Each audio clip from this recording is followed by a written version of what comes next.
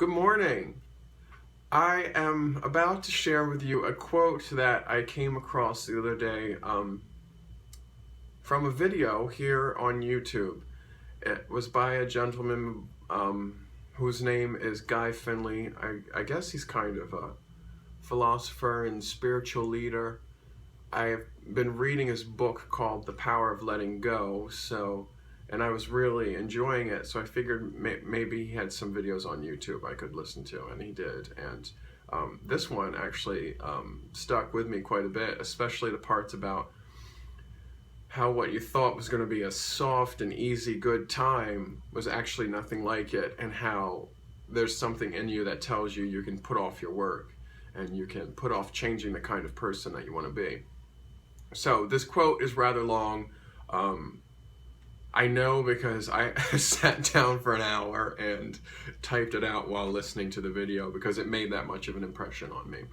I'm going to mess up reading it because I've already filmed this video 4 times and messed up, but this time I'm just going to keep going, and hopefully the mess ups don't interfere with the message. So here we go. Living right this moment inside of you is some part of yourself that is waiting to grab you and drag you down and beat you up. It is there right now, waiting to get a hold of you in some way, twist you around, get you tormented, fearful in some way, so that at some point you explode or you do something detrimental to yourself or desperate in this life. It is there right now inside of you as I'm talking to you, and you don't want to know it. What you want to know is freedom from it. You'll never know freedom from it until you know it completely, and until you know that it is never not there inside of you. But you'll never know that it's always there inside of you, that this nature is there as long as you are afraid of it. And it is what tells you that you can put off your work. You can put off changing the kind of person you are. You can have this day. You can have this week. This is your time. Don't worry. Everything is kind of okay right now, so it'll work out. And I'm telling you, you are listening to darkness itself tell you about a light that it knows nothing of, and that it will eventually show you that what you said was a soft, easy, good time was nothing like it. I'm not saying to be draconian. You didn't hear those words come out of my mouth. I'm saying to you that you have something in you that always wants to forget what it felt like to be in the kind of pain that you were in yesterday or 10 minutes ago. That's all it wants to do. It just wants to bury it. It wants you to forget the fear that grabs you by the throat. It wants you to forget the anger and that impatience. It wants you to forget that nightmarish greed or whatever compulsion it may be. It wants you to forget the habits. It wants you to forget everything that you can, so that just when you go to sleep, bang, it can do it to you again. And the only way in which you shatter that pattern is by being present to the urgency that you felt when you wanted to be free while you feel free. That's the only way. You know that the urgency I'm talking about. God, I've got to change my life. I wish I was different. I have to do something more. I have to work harder. Do you know that or not? And what happens to it? What is killing you wants you to forget that it is killing you. That is the only way that it can stay alive. And there's nothing that it won't do. Listen to me. There is nothing that it won't bring to you to help you forget that fact. In the New Testament, when Christ was taken out, the devil, Satan, call it what you will, that nature that governs this world and governs the lower self, it said to him, I will give you everything. In fact, here, have this, have that. And how tempting it is to forget my violence. I don't want to be aware of my violence. I don't want to be aware of any sickness inside of me. Physical, mental, emotional. I don't want to know about it. I want to get on with my life so that it no longer bothers me. Neither am I saying that you should dwell upon yourself, but I am saying that you must learn what it means to dwell within yourself incessantly.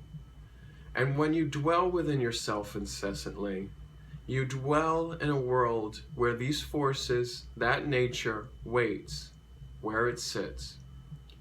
God, how many times, people, are you going to go through another absolute earthquake, another life-shattering revolution, another loss of some kind, and get there and feel like, oh my God, here it is again?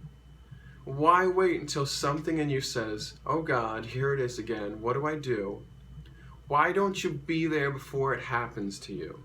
So that you know so much about that nature that when it appears, it doesn't capture you offhand. It doesn't take you away, because you have already come into a relationship with it, that you understand it, and you realize this thing, this nature, which by the way is totally necessary, must be attended to. What isn't necessary is me losing my life to it. Okay, so what I take from this in general is that there's this force, and he actually goes on to explain it like in his book and in other videos. There's actually, and he explains it like this. He explains it by using the analogy of a blade of grass. There's a force in the grass that wants to, when it's like under the ground and growing, you know, wants to grow up, break through the ground and into the light, and it's like this upward force. And then there's this force that is pulling it down, and he calls it gravity. Like, it's this force that wants to pull the blade of grass down, keep it below the dirt, and if it does, the blade of grass doesn't grow. But the combination of these two forces makes the grass stronger. Because the grass has to fight the gravity to get into the light, it is stronger once it actually gets into the light. And this is how it works for people, but it's not quite as simple. And that force inside of you obviously is not gravity, but there is a force. There's some kind of thing inside of you that wants you to fail. Now, it took me a long time to believe this. For most of my life, I've always thought that you always wanted the best for yourself, and mentally you do, but this force doesn't always operate in a way that you can recognize it mentally. And he calls it like the lower self, and I guess I can refer to it as that from now on. This lower self honestly wants you not to succeed. It doesn't want you to do well, and it's inside of you, like it's part of you, and there's no getting around it. You don't get to somehow, like, through I don't know, through study or meditation or anything, you don't get to like eradicate it, but through those things you kind of get to work your way around it. No, not work your way around it. You come to recognize it, and then it doesn't have the power over you because you see it for what it is. This is I'm having trouble with this right now because I'm starting to recognize things in myself, and it's very difficult to see these things and see how often they happen. Like this entire morning, I have been very negative, very unhappy, and recognizing it, and even having that like messed me up even more. When I sat down before going to work earlier, and I could feel in myself this negative energy that was keeping me from going to work. And I could feel this energy that was, I don't know, that was wanting me to get out and do anything to make a change in my life. And that I recognize both of those is great, but the hard part is always having to deal with it. Like, I don't want to wake up every morning and not want to go to work and have it sitting in my chest, this feeling sitting in my chest of, you don't want to go to work. You don't want to, that's such a waste of time. You don't want to do this. You could be doing better things. But literally, if I don't go to work, I won't have a place to live.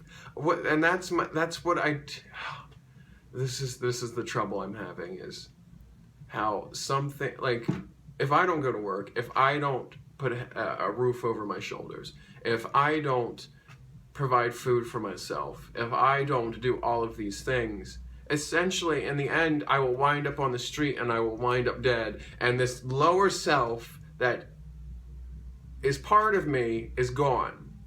So what I can't understand is why this lower self would want me to not go to work if it meant the end of this lower self. And this is all getting way too mental, and I shouldn't be going this far into it, but right now this is where I am, and this is how I have to deal with it.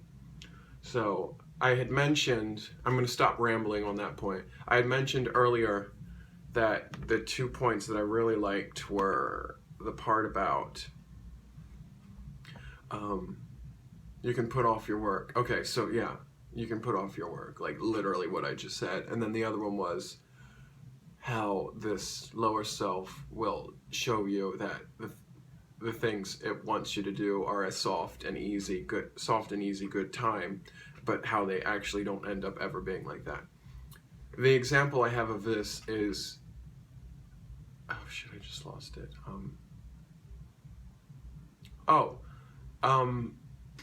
There have been a few times since I've lived here where I've had to take my credit card, go to the bank, and get a cash advance in order to cover my expenses. And my lower self was telling me, it's okay, go do this. It's gonna make everything all right, and then you'll be okay. And then now, now that I've done that, it's not a soft, easy, good time. Now I have a shit ton of debt that I have to pay off, and that is bothering the hell out of me on a daily basis. So what might seem like the answer to your problem is only temporarily the answer to your problem, but really actually creates more of a problem for you in the long term. So, I guess that's all I have to say. I don't know if that was, if you could follow any of that. If you could, great. If you can't, I'm sorry. Yeah. So my goal right now is to keep recognizing when this lower self is pulling me away from things I need to do, with the temptation of, it's going to be okay, this is a better thing to do. My goal is to keep recognizing that, and not to fight it, because fighting it just makes it stronger. My only want in this situation is to recognize it for what it is, and then do whatever it is I need to do that will hopefully bring about change. Yeah, that's it. I'm not gonna keep on rambling. All right, I'll talk to you guys later. Bye.